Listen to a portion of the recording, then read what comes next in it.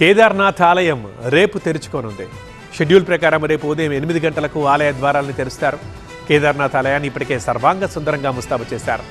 51 క్వింటాళ్ల పూలతో అంటే 5100 కేజీల బంతిపూలు, ఆర్కిడ్లతో కేదార్నాథ్ ఆలయాన్ని అలంకరించారు. ఆలయం మళ్ళీ పునఃప్రారంభం కానున్న సందర్భంగా పంచముఖి డోలీ కార్యక్రమాన్ని అద్భుతంగా నిర్వహించారు. ఆర్మీ బ్యాండ్ సంగీతం మధ్య పంచముఖి డోలీ జరిగింది. ఈ కార్యక్రమంలో ఆర్మీ సిబ్బందితో పాటు పెద్ద ఎత్తున భక్తులు పాల్గొన్నారు.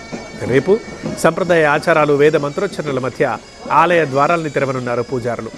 ఆలయ పరిసరాలన్నీ హిమపాతంతో అద్భుతంగా కనిపిస్తున్నాయి. ఇప్పుడు ప్రకృతి శోభతో పాటు ప్రస్తుతం నెలకొన్న ఆధ్యాత్మిక వాతావరణం భక్తుల్ని మంత్రముగ్ధుల్ని చేస్తోంది.